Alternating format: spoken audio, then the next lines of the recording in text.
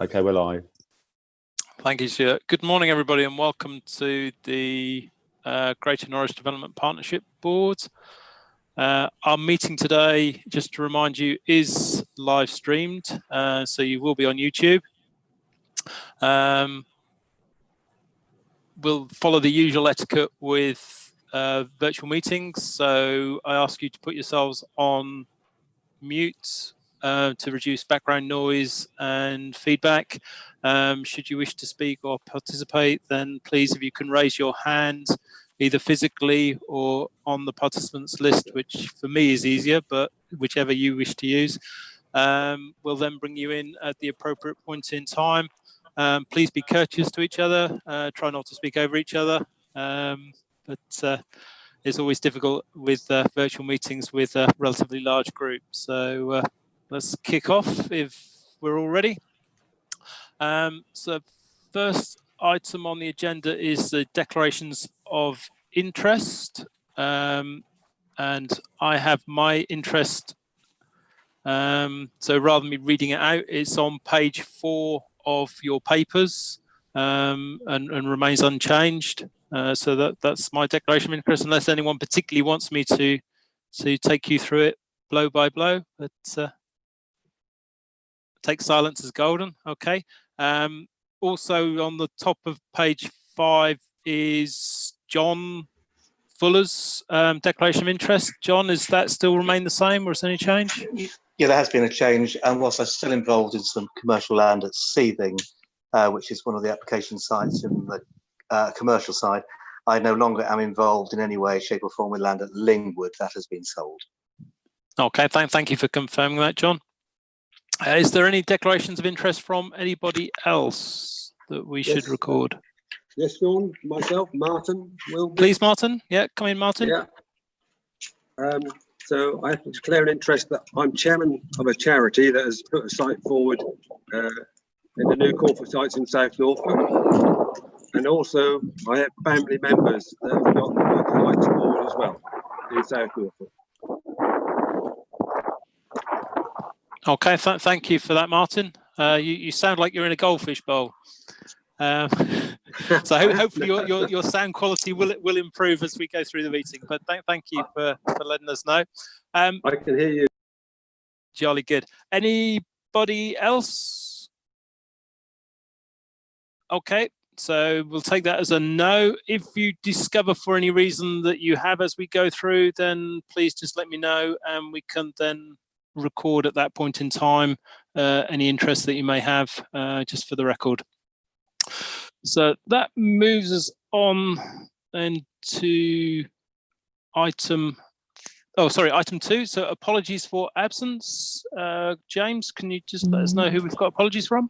Yes, Chair, we have apologies from Councillor Hempsall, Councillor Stonnard and Councillor Clancy. And Councillor Clancy's substitute is Councillor Proctor. Thank you for that, James. Thank you for stepping in, Councillor Proctor. Moving on then to the minutes of the meeting. Our last meeting held on the 6th of January. Seems a lifetime ago, considering all the things that have gone on. But those are in the papers from page 4. Tend to just take them on block. Does anyone have any issues, changes or updates required of those minutes? If not, I will sign those off. So if you could indicate now if there's anything that you have any issues with. Could I, Chair, could I just say on page 8? Sorry, is that Mike? Yes, Mike Burrell, yeah. Yeah, go on then, Mike. Page 8, the 2 paragraphs above the item number 5, which refer to work that we needed to pick up on, they have actually now been covered in those minutes. So those 2 paragraphs above the item 5 are now redundant, so should be struck out. Okay, so those are covered in the minutes. Okay, they're actually further. Sorry, yeah, they are. Yeah. They're further down in the minutes. Okay, yep. Well, they're further up. So there's a question from Easton Parish Council that we have covered in those minutes. So those 2 paragraphs are no longer required. Okay, we can strike those through then. with everyone's agreement. And likewise, if everyone's okay, we'll sign those off as a true copy of the meeting. Okay, so that then moves us on to any matters arising from those minutes. Is there anything for anybody that they want to pick up? No? Okay. Moving on to questions. I don't believe we've got any questions put for us today, unless anyone tells me differently. No, there are no questions. Okay, thank you for that, Mike. That then moves us on then to item 6, which is the Regulation 18 consultation high-level response. So if I can hand over to you, Mike, and if you can give us a high-level summary of what's going on.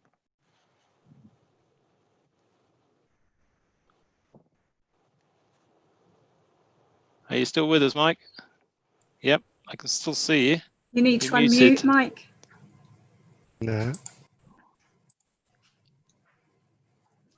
Okay. Yeah, okay. So the consultation took place early this year, and we had a very good level of response.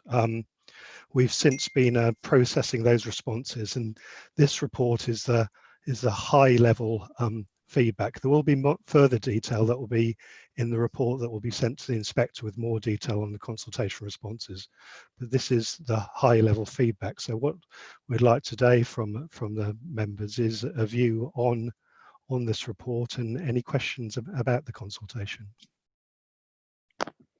Okay, so thank you for that, Mike. So any questions, any comments on the consultation? From a timing point of view, we were obviously fortunate that it concluded just prior to the issues relating to the pandemic.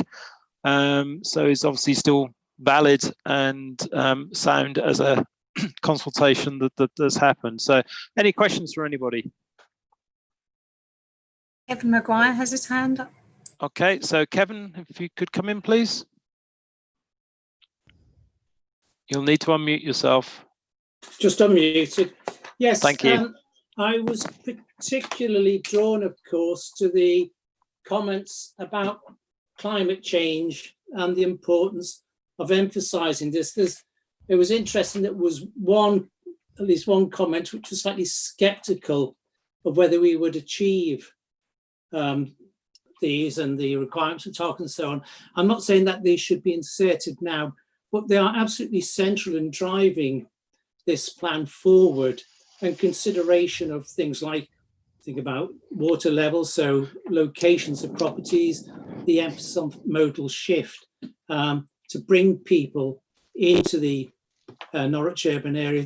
These must be re-emphasised and considered and drive this as we go forward. So as a general point, to bring that out, because I'm not always convinced that the importance of climate change and its effects are paramount within some people.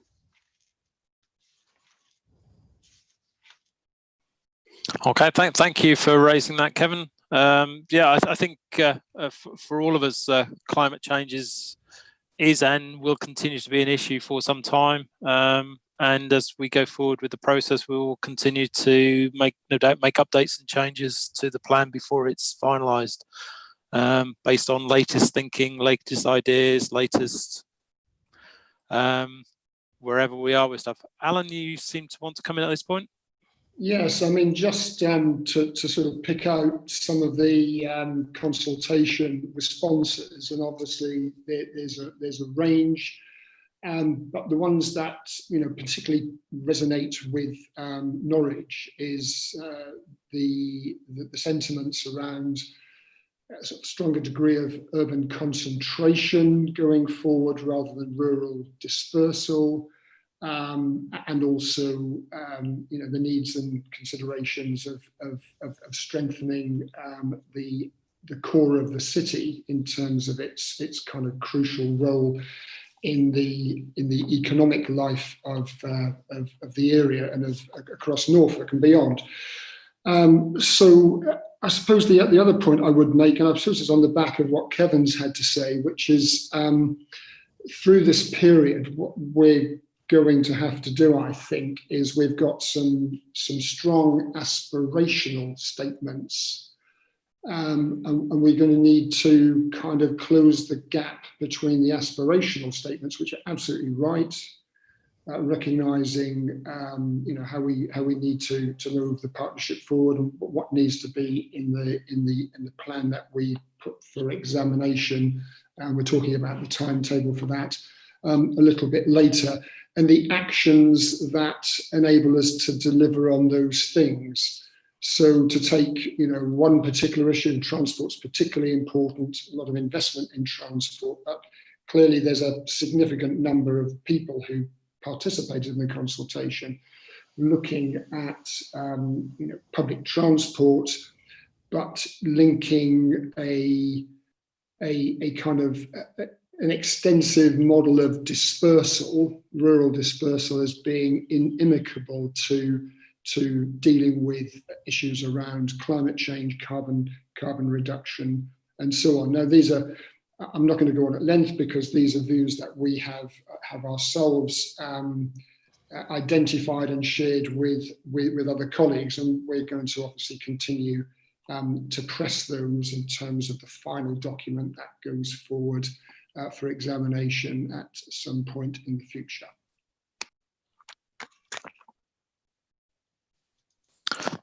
Thank you for that, Alan. It's anything for anybody else? Yes, please, Sean. Yep, I can't see please, the screen. It's on my mobile phone. I think two things really. First of all, I think I'll make the observation that the report isn't at all easy to read in terms of the massive tables, which just give site IDs, unless you have spent thick end of 2 hours downloading and just trying to match site IDs with the locations they fall in. It's very difficult.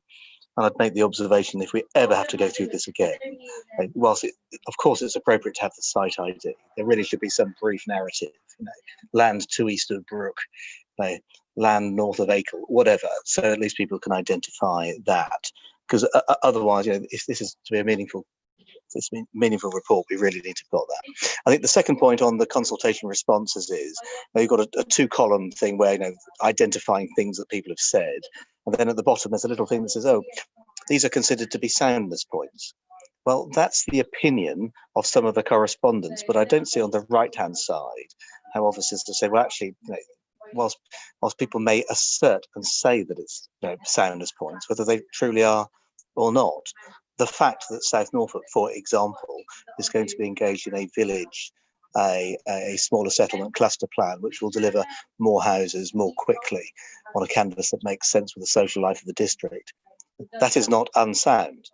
And I'd have expected the report to have made that clear. Just a correspondent, one of 3,000, a single correspondent asserting there are soundness issues, does not make in and of itself the point unsound.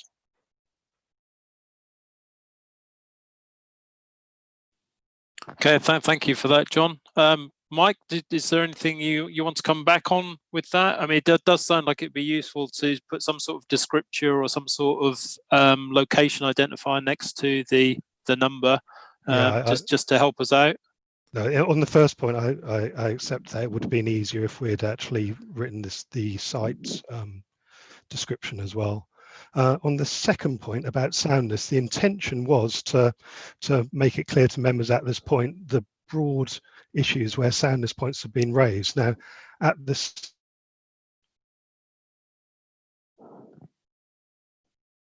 stage, we've lost you, Mike. It's difficult to say how significant was just to raise that, but I completely expect.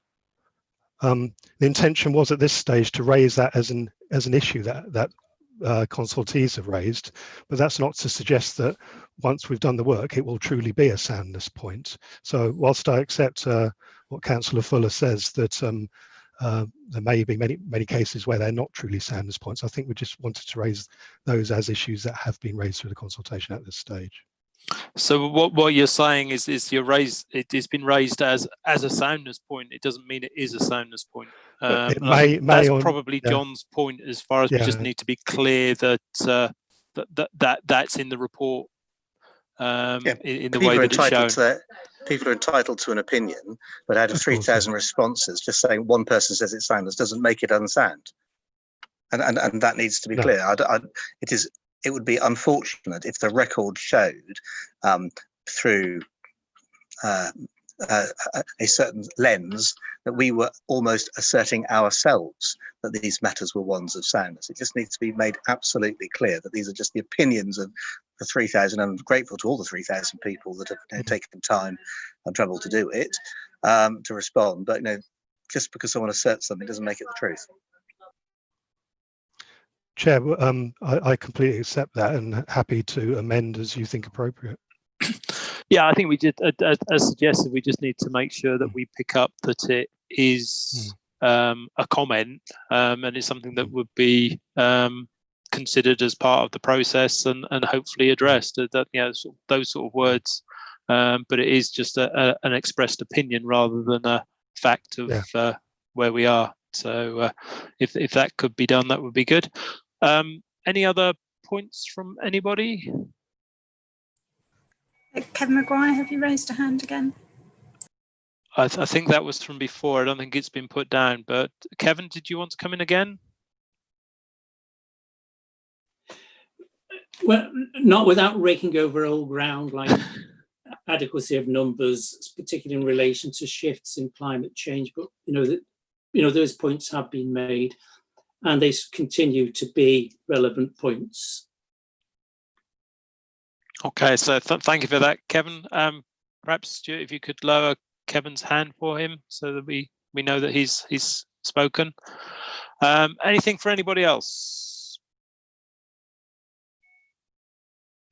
Okay, so I'll take that as a no. So we have before us the two recommendations linked to this. One is to just note the consultation attendance and feedback, and then the second one there is the actions to be taken in light of that feedback. And I believe, Mike, you've probably got a list of 2 or 3 things that we just need to do to sharpen up the report and to just clarify a few points within there from what's been said. Yep, I've noted that we should be including the actual site names, and we should amend the way it's expressed about soundness points. Yep, brilliant. Okay, thank you. That then moves us on then to item 7, which is the revised timetable. This on page 59 of your papers. Again, over to you, Mike, if you want to just give us a brief where we are, what we're doing. Thank you, Chair. Okay, so first of all, I'll briefly talk about why we're asking for a delay to the timetable. And then secondly, I'll talk you through what the implications are for the timetable. So first of all, the reasons for requesting a delay to the timetable. One of the points is that we had a significant response to the last consultation. We are dealing with that, but nevertheless, we did have a significant response. But I think more importantly is to do with the evidence-based. We need to make it as robust as possible. As we're all very aware, we've had a major shock to the economy, and we need to go into this available evidence. And at present, some of our evidence will not be reflective of the current situation. In particular, we need to update our evidence on housing needs and delivery. Secondly, we need to look at the viability study again and CIL evidence in the light of changing economic circumstances. Thirdly, we need to update certain evidence studies, in particular those that relate to the economy. Now, in terms of the consultation itself, what we're proposing is 6 weeks consultation, focus consultation on specific issues. Now, The extra Sorry, work Mike, was just for clarity, that's the regulation 18 18D that yes. you're proposing in November later this year, yeah? Yeah. Yep, okay. So the reasons for delay I've outlined, but this provides us with an opportunity to do some additional consultation that will help to ensure soundness of the plan. Now, the aspects we're considering covering, but this will be subject to some further work, are the new sites that were submitted through the last consultation. This will provide us with the opportunity to consult on them. Settlement boundaries. This is something that was raised through the consultation, something we had intended to do a focused consultation on, so we have the opportunity to do this more easily. And thirdly, the Norwich Western link, we can do a consultation on whether we should allocate that or not. And there may be other issues that arise as we progress. Now, in terms of the actual timetable, what's being proposed is a 3-month delay to adoption. Now, I'd like members to note that the period that we've identified between submission and examination is a 4-month period. Now, this will be subject to the Planning Inspectorate, so it is important to note that 4-month period between submission and examination. Okay, that's all I wanted to say. Okay, thank you for that, Mike. Yeah, I mean, that's a risk with the, once we've submitted the document with the PIMs as far as how they take things forward, but that's always the case in all of these cases with these plans. So thank you for taking through the revised timetable. Again, any questions or anything anyone wants to ask at this point in time?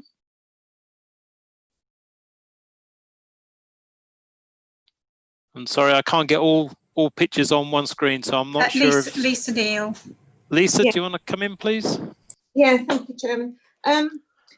Yeah, I do appreciate all the comments that Mike's made. I would just like to say that I'm quite disappointed that there's going to be a delay on this, because it does concern me that it's just pushing it out further, and there'll always be things, you know, because we're talking about well, 2 years' time, and in those 2 years there could be something else come up and something else come up, and it's going to just be kept being pushed out and pushed out, which does concern me, Chairman. I just really wanted to make that comment. Okay, thank you for that, Lisa. Yeah, it is one of those things that concerns us all as time moves forward. Stuff just gets in the way sometimes. But be assured our best endeavours will be to ensure that we've got the appropriate resource to deliver the plan to the time scale that has been put before us today. I've got Andrew followed by John. Andrew, do you want to come in first? Yeah, thanks, John. It was just really in reference to page 60 about economic evidence, and that refers back to one of the consultation responses about employment sites. I know it says in the papers there it can't be done, I think, before autumn. So again, autumn 2020 will be the earliest time to begin to produce this evidence. But we're in, obviously, the difficult times we're in at the moment.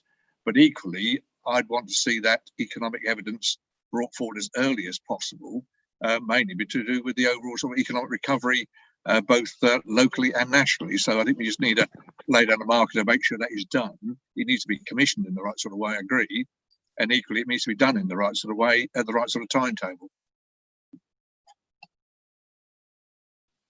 Okay, thank you for raising that, Andrew. Yeah, it's one of those, I guess it'll be a tricky point as when has the economy recovered enough to do that against where we find ourselves at any given point in time. So it's that balance between what's appropriate and what can be done. Mike, did you want to add anything to that? I mean, picking up on Andrew's point, you know, can we ensure that started at its earliest point? We can certainly have a look at it and make some feelers about when it'd be appropriate to actually commission. But yeah, we'll look at that straight away. Okay, thank you. John, you wanted to come in? John Fuller? Yeah, I sort of echo Lisa's thoughts, really. I mean, I think, you know, we've shaved 3 months off it. We're 5 years into a plan. and we're still 3 years away from it, because adoption in November 2022 is effectively 2023. Here we are in 2020. So it can. I'm not at all happy it's just taken so long to get here. There's always bumps in the road. We need to work faster at this. I understand change happens, but I think we're coming to an inflection point. We've got to say this is it and no more. I accept we're going to have a focused regulation 18 conversation on the Western Link and those sort of things. Then that is it. We've got to plough on. Otherwise, all the work we did back in 2015 at the inception of this plan is going to be so old. I just think we're almost at risk of having to start again. I don't want to do that, but we've already said last year, within 2 years we will start to look at the potential for a new settlement, as opposed to keep larding on houses onto existing settlements. Well, if there's any more delay, we've almost got to hold good to that commitment. Now, I'm happy. Well, I'm not happy. I'm content with the paper that's before us. Let's progress. But there comes a point when you've got to cut your losses. And I think so. We need to strengthen the oversight, the project management here in the GNDP to make sure we've got the correct resources in place. Because today we're going to nail our colours to the mast on a time frame. I accept it's heroic, and some of the time we're laying down between submission and inspection is heroic, but nevertheless, this is the target. There are to be no more delays. Failing that, we may just have to say, look, some of the evidence base is now so old, we've got to start again. And that's in nobody's interests. Let's go with what we've got. And then we can always refresh within another 5 years. But I think that's where we are. This is, we're in the last chance saloon on the timescale this time. This is it. Okay, so thank you for John. I think you share many of our frustrations in delays that have come through the process to get us to where we are today, and very much so. Yeah, we are setting out an heroic timescale to achieve this by the end of 2022. But yeah, it's down to us all to make sure the resources there. It's down to us all to drive this and to get to that right place.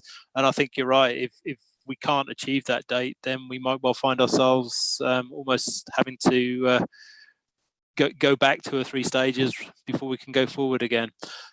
Okay, so that moves us on. Kevin, you've got your hand up again. Kevin, did you want to come in? Kevin Maguire? Chair, can I come in at some point? Yeah, sorry, Alan, I've just seen your hand as well. So if you come in after Kevin. Right. Well, because I'm come late to the feast and observed some of the things that delayed it, and I must admit I can understand why people are now enunciating a certain impatience. So I've watched that, and I've watched how those delays occurred. But while I've been quite anti the delaying, I must say it has given, well, ignoring COVID, because that may or may not have happened, it did give us a chance to see the latest ONS data. And of course, the predictions, it only came out 10 days ago, but the predictions there for showing how housing demand might arise, and in particular in the area of the city and the urban fringes to it, the predictions now are much greater. And so we've got additional data that I think will help as we go forward to consider what we need to do. So there's been a blessing in those delays, but I do understand the frustrations. Thank you, Chair. Thank you, Kevin. Yeah, as you say, there are sometimes some benefits that do come from time adding to processes and stuff that we wouldn't have known otherwise. On the other hand, yeah, this is a plan, and we do want to get it out there, and we do want to get it delivered to the timescale that's there. So your comments are appreciated. Alan, did you want to come in? Yes, only very briefly. I mean, I suppose in the journey that we've taken to get to this point, I mean, we have explored really at a political level, a number of different options, looking at new settlements, looking at village clusters, which is still a work in progress. And these explorations have have also added time. But the point at which we're at, clearly, it would be great to get through to this on this refreshed timetable. But I guess the next paper that we're looking at, other factors to bear in addition to COVID, are the ambitions of the new government around some of the revolutionary planning changes it's intending to bring in, and of course these will naturally have to be factored in as well.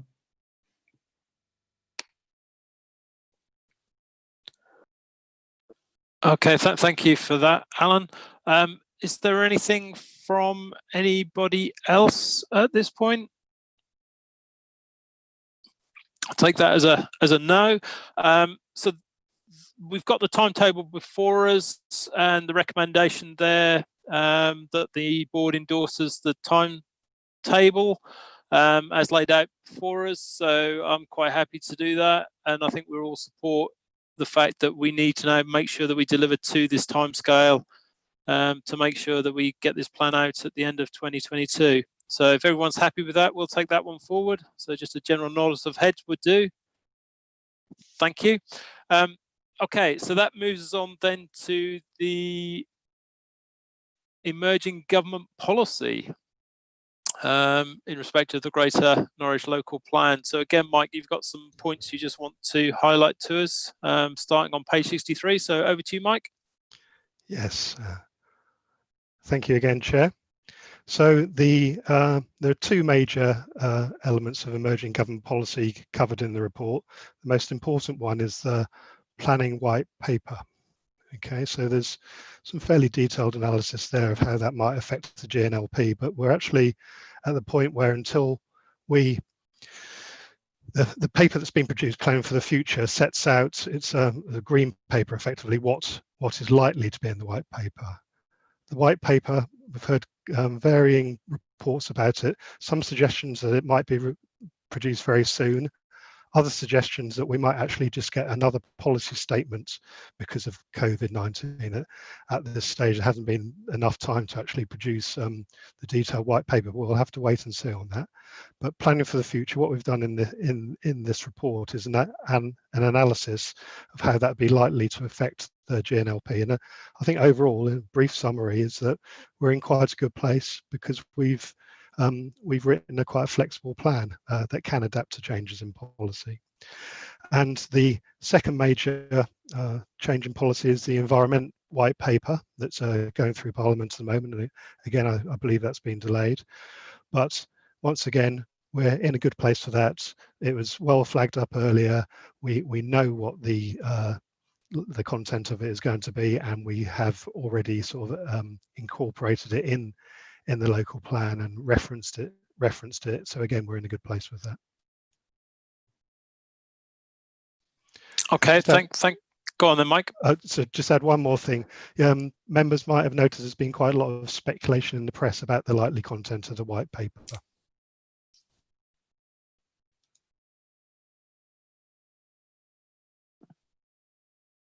No, we've lost you again, Mike. So you put out there the speculation and then didn't finish.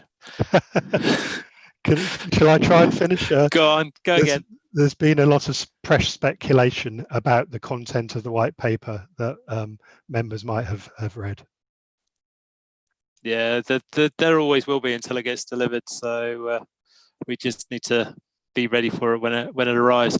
Again, are there any questions or any points anyone would like to make in relation to this particular item? Alan, you've got your hand up. Thanks very much, Chair. And this is an informative paper in as far as it can be, given that we're waiting for sort of firmer direction.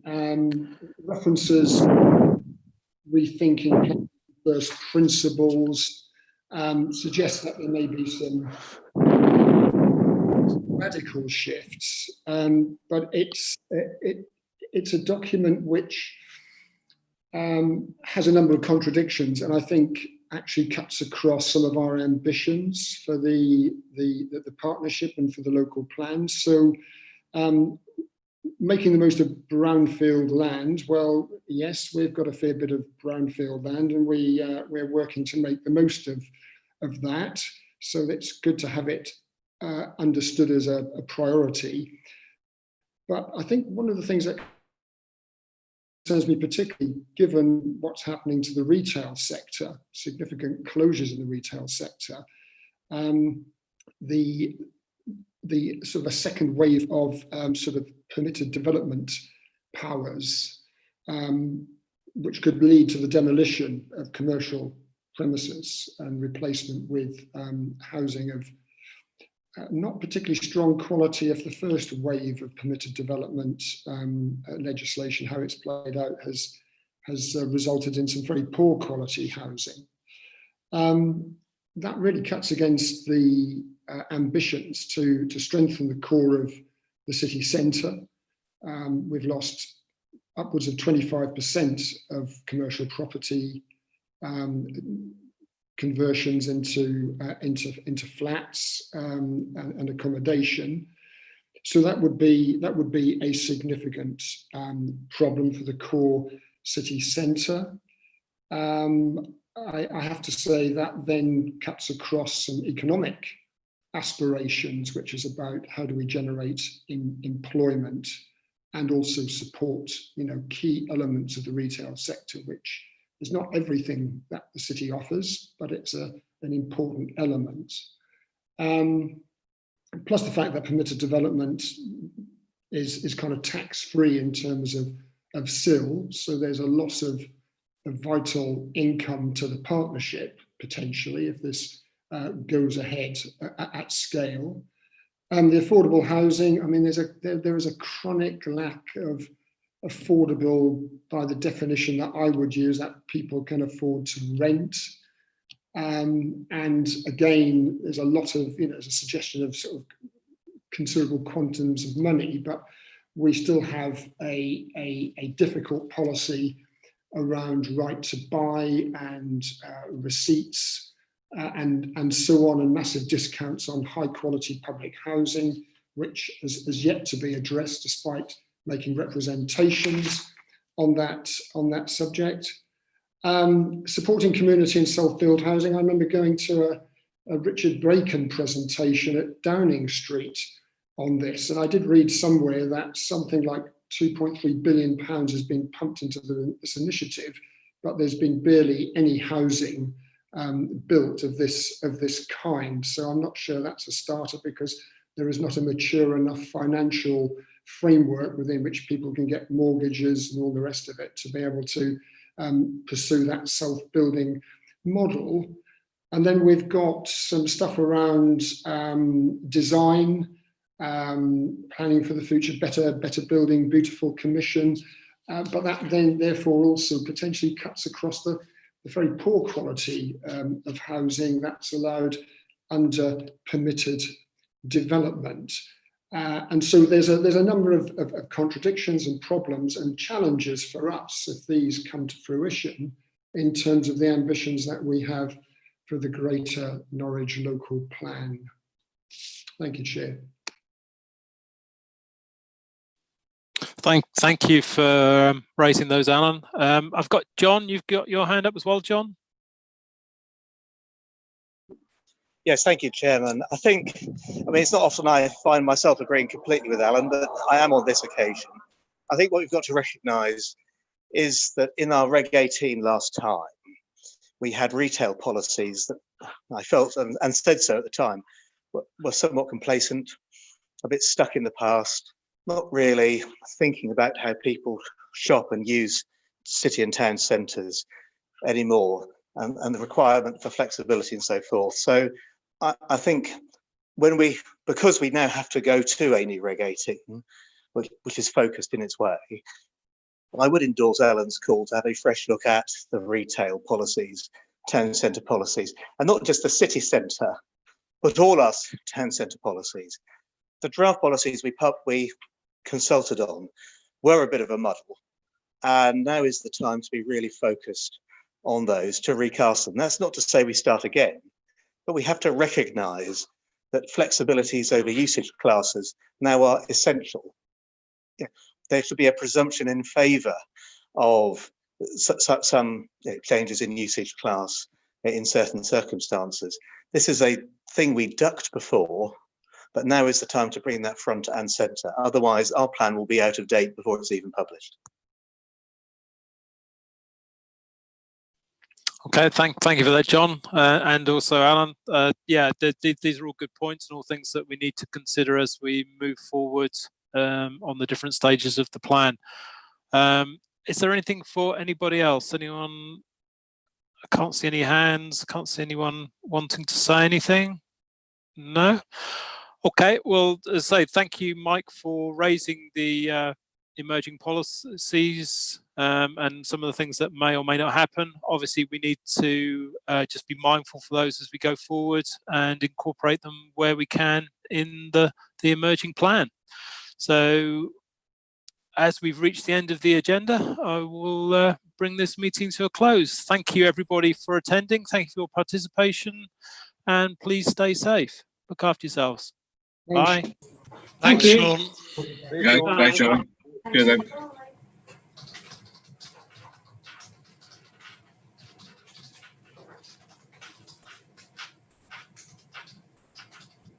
that go okay, Linda? Yeah, I think we might still be recording, Okay. Stuart. So It's not Stuart turned just off needs yet. to.